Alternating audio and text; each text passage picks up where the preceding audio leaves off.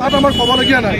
মন কি বাত কৰে, হৃদয় কি বাত কৰে তেওঁলোকৰ এইটো নিজৰ সাংগঠনিক দলীয় এজেণ্ডা।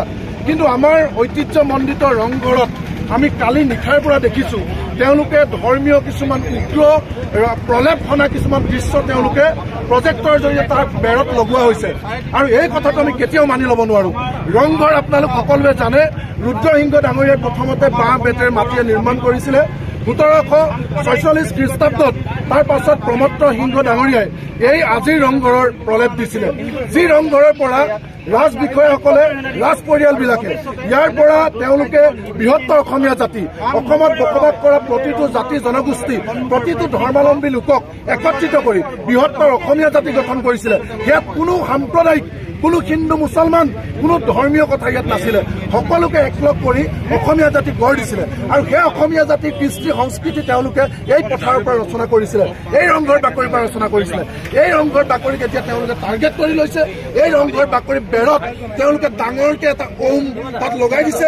আৰু শুনিবলৈ পাইছোঁ নৰেন্দ্ৰ মোদী ডাঙৰীয়াৰ ফটো কাইলৈ ইয়াত দৃশ্যমান হ'ব। গতিকে এই কথাটো আমি বিৰোধিতা কৰিছোঁ। আমি কোনো কাৰণত আমাৰ ঐতিহ্যক বিকৃত ৰূপত বিশ্ব দৰবাৰলৈ নিয়াটো নিবিচাৰোঁ।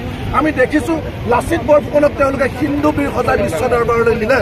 আমি বুজি পোৱা নাই, বিশ্ব দৰবাৰলৈ আমাৰ লাচিত বৰফুকনক নিয়ক, আমাৰ ৰংঘৰলৈ নিয়ক, আমি ভাল পাইছোঁ। কিন্তু বিকৃত ৰূপত কিয়? কেতিয়াবা শংকৰদেৱক তেওঁলোকে বাবা বুলি কয়, বাবা শংকৰদেৱ বুলি কয়।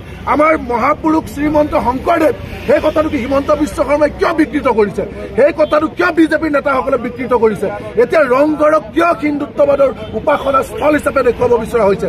এই কথা আমি কেতিয়াও মানি নলেও, আমি প্ৰয়োজন হ'লে জীৱন দি হ'লেও আমাৰ ঐতিহ্য এইখিনি আমি ৰক্ষা কৰিম। সকলো অসমবাসী ৰাইজক অনুৰোধ জনাইছোঁ, ৰংঘৰ বিকৃত কৰা মানে আমাৰ কলিজাত গুৰ মাৰিছে, আমাৰ ঐতিহ্যক গুৰ মাৰিছে।